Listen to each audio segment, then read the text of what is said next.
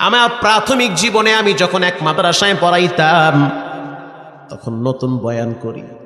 শবে বরাতের আগের রাত্রে বয়ান করার জন্য পঞ্চগড় গিয়েছিলাম। তখন আমার গাড়ি ছিল না, বাসে বাসে যাই, বাসে বাসে আই। এরপরে ঢাকায় আসলাম। শবে বরাতের রাত, আসতে আসতে অনেক দেরি হয়ে গেছে। কিছু মানুষ মসজিদে নামাজ পড়ে, কিছু ছাত্ররা নামাজ পড়া ঘুমায় গেছে। আমি আমার রুমে অপেক্ষায় আছি যে উযু ইস্তেঞ্জা করে ফ্রি হয়ে 2-4 রাকাত নামাজ পড়ে কোরআন শরীফ পড়ব। ইন দি মিন টাইমে কানে একটা আওয়াজ আসতেছি, জানলার কাপড় সরায়া দেখতেছি 2টা ছোট ভাই নামাজে দাঁড়ায়া দাঁড়ায়া আল্লাহর কোরআন তেলাওয়াত করতেছে। একজনের নাম ওমর ফারুক আর একজনের নাম আমির ফারুক। লম্বা টাইম নামাজে দাঁড়ায় আছে, লম্বা টাইম কোরআন তেলাওয়াত করলো। কি মায়ার তেলাওয়াত, শুনলে কলিজাটা ঠান্ডা হয়ে যায়। নামাজ শেষ হওয়ার পরে দেখলাম বড় ভাই 2টা হাত তুলে চোখের পানি ছেড়ে কাঁদতেছে আর বলতে আছে, আল্লাহ এই রাত্রে কত লক্ষ লক্ষ বনি আদমকে মাফ করে দিবে। আমার আব্বায় কবরে ঘুমায়, গাড়ি অ্যাক্সিডেন্টে মারা গেছে, বড় কষ্ট পাইয়া বাবায় মরছে। বাবার মৃত্যুর আগে আগে আমি দেখছি বাবার হাত পা গুলা বেঁকা হয়ে গেছে গাড়ির চাপে। শুধু তাই নয়, বাবার মুখের দাঁতগুলাও ট্রাকের বাড়িতে রাস্তায় পড়ে গিয়েছে।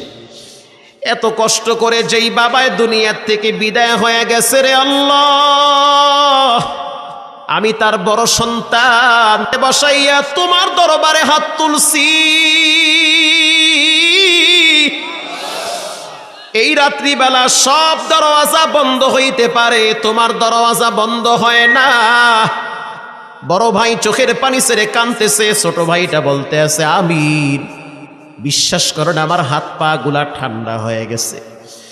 এরকম 2টা সন্তান যদি আমার থাকতো, কপাল খুলে যেত।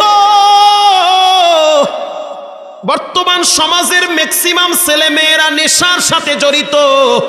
মা বাবার কল্লায় ছুরি ধরতেও ওদের বুক কাঁপে না। দীর্ঘ সময় নামাজ পড়লো, এরপরে ওদেরকে আমি কাছে ডাকলাম, বললাম কোথায় তোমাদের বাবা? ঘুমিয়ে আছে। বলে ডালিকান্দি গোরস্থানে শুয়ে আছে। গ্রামের নাম হলো ডালিকান্দি।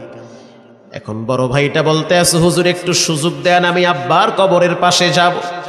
আমি বললাম যাই, অসুবিধা নাই, তবে একটু গল্প করি। এই ছোট ভাইটা তোমার আপন ভাই, তোমার নিজের মায়ের পেটের ভাই? বলে হ্যাঁ। তো বাবায় কেমনে মারা গেছে? বলে গাড়ি অ্যাক্সিডেন্টে মারা গেছে, আর মা অন্য একজনের সাথে চলে গেছে, বিবাহ বসেছে। আমরা 2জন জনমের এতিম হয়ে গেছি। কিন্তু আফসোস নাই, কারণ আমার প্রিয় নবী জনমের এতিম। আল্লাহর নবী হলো সমস্ত এতিমদের সরদার। অতএব যে ব্যক্তি এতিমের মাথায় হাত বুলায় দেয়, মাথার ভিতরে যত চুল থাকে প্রত্যেকটা চুলের বিনিময়ে একটা করে নেকি আমলনামায় জমা হয়। আমি বললাম বাবায় তো দুনিয়ার থেকে বিদায় হয়ে গেল, মাও তো চলে গেল অন্যজনের সাথে, কোনো আফসোস আসেনি? বলে আফসোস নাই। এটা বলে ছোটরা দেখলাম আরো বেশি কেঁদে দিয়েছে। বলে হুজুর সকালবেলা দেখি অনেক ছাত্র ভাইদের মা বাবারা মাদ্রাসায় তরকারি নিয়ে আসে, খাবার নিয়ে আসে। আমরা 2জন শুধু তাকাইয়া থাকি, কারো কাছে কিছু বলি না। মানুষের কাছে হাত পাততে লজ্জা হয়। যার কেউ নাই, তার একজন আছেন, তিনি হলেন কে? আমি বললাম মন খারাপ করিও না, কারণ যার সন্তান কোরআনের হাফেজ হয়, ওই বাবারে আল্লাহ কবরে শাস্তি দিতে পারে না।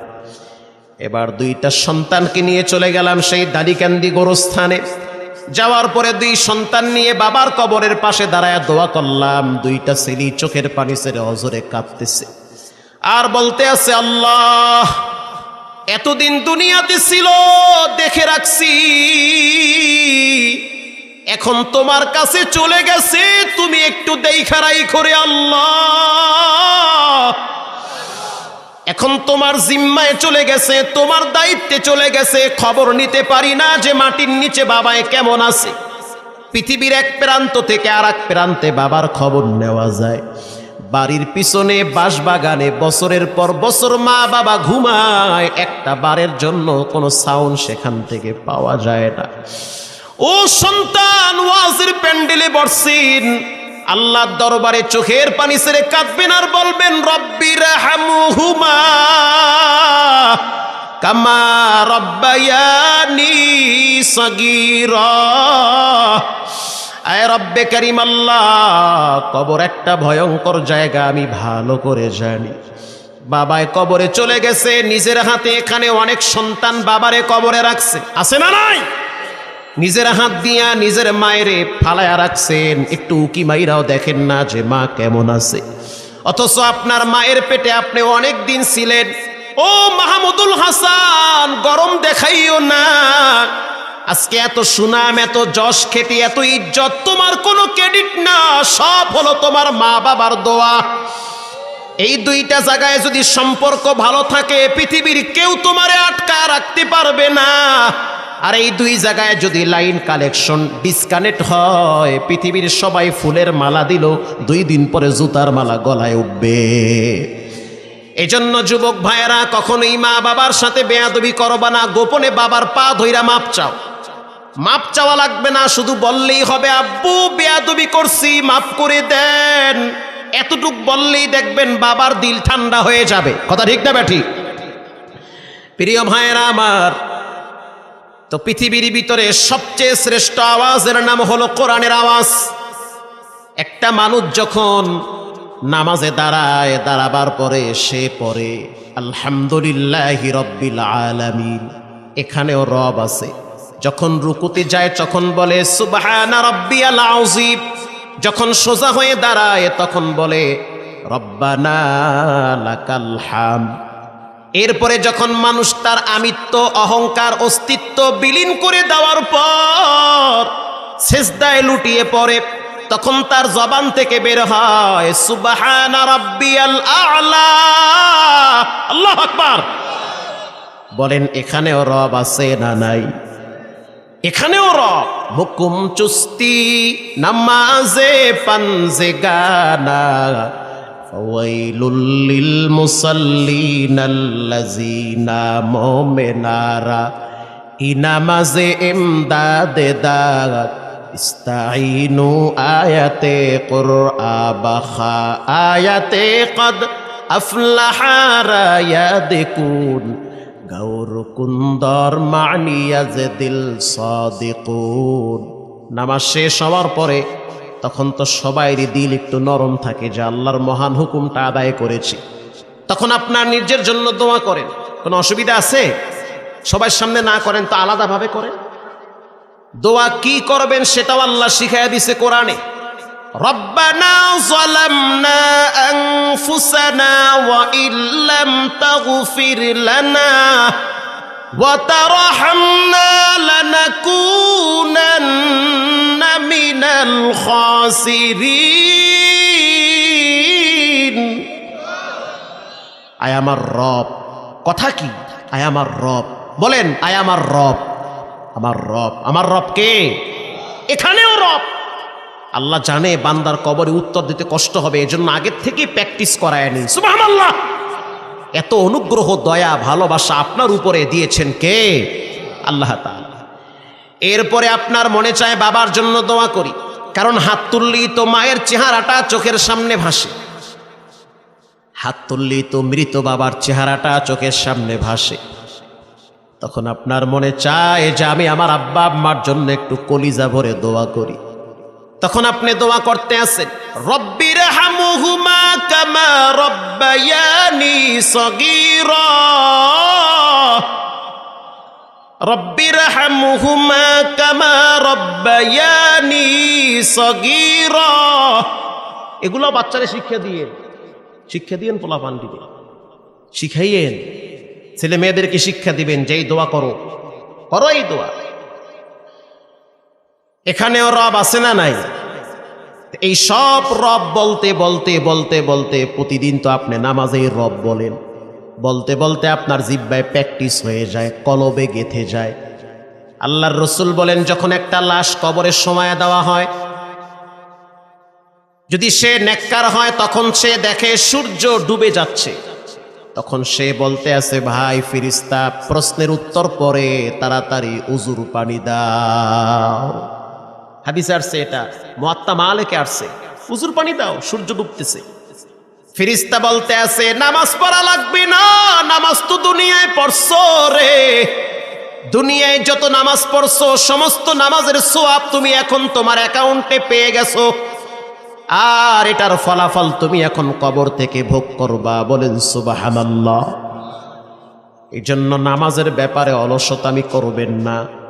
আল্লাহর নবীর মতো শ্রেষ্ঠ নামাজিওয়ালা ব্যক্তি পৃথিবীতে কেউ ছিল না। আপনার আমার ইমান কেমন? আপনার আমার ইমানের চেয়ে অনেক রিকশাওয়ালার ইমান আরো মজবুত। 2019 সালে আমি তখন তারাবি পড়াইতাম ঢাকায় মোহাম্মদপুরে।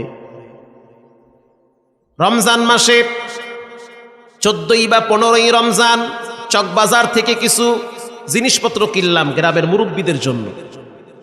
এগুলো কেনার পরে যখন আমি সদরঘাটের দিকে যাইতেছি, রিকশার ভিতরে বসা, তো এতটাই জ্যাম, রিকশার সামনে আগাইতেছে না।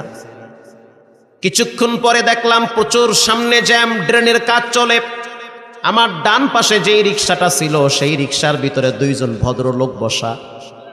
রিকশার ড্রাইভার হলো বুড়া মানুষ, বয়স্ক মানুষ। একটু পরেই মাগরিবের আসরের আজানের সময় হয়ে গেল। আসরের আজানের ধ্বনি ভাসতেছে, আল্লাহু আকবার, আল্লাহু আকবার, আজানের বাড়ি কানে বাজতেছে।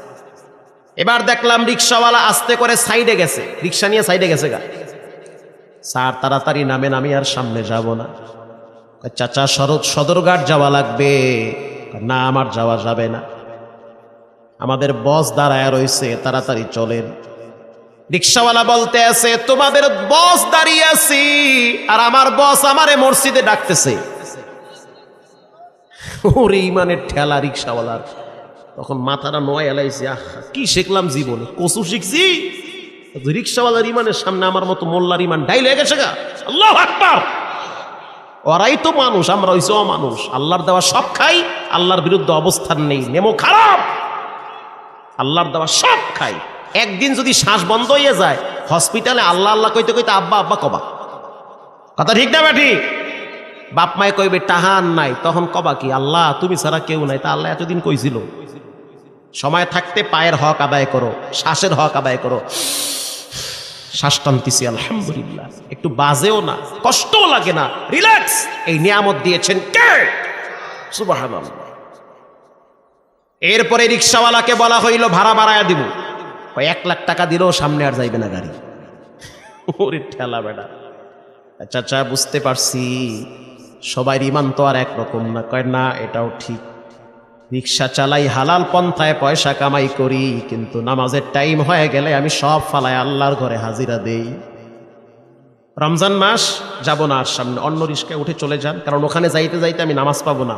যে জ্যাম, জামাত তরক হয়ে যাবে, নামাজ তরক হবে, এমন কাম আমার দরকার নাই, লাগবে না, টেহাও লাগবে না, যাওগা, লাগে টাহা লাগলে আরো নেন।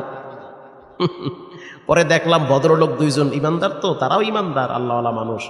ভাড়া দেখলাম দ্বিগুণ বাড়ায় দিছে, দেখলাম 1000 টাকা চকচকা নোট তারা দিয়ে দিল। চাচা নেন, দোয়া করেন, আপনার মতো আল্লাহওয়ালার কারণে আল্লাহ এই ঢাকা শহর টিকায় রাখছে। হারাম খোর, জেনা খোর, মদ খোর দিয়া ঢাকা বইরা গেছে গা। আপনার মতো কিছু নেককার মানুষের কারণে আল্লাহ ঢাকার ভারসাম্য টিকায় রাখছে। ভূমিকম্পে ধাক্কা মারে, ডাইনে বামে মরে, ঢাকাকে আল্লাহ টিকায় রাখে। আল্লাহু আকবার।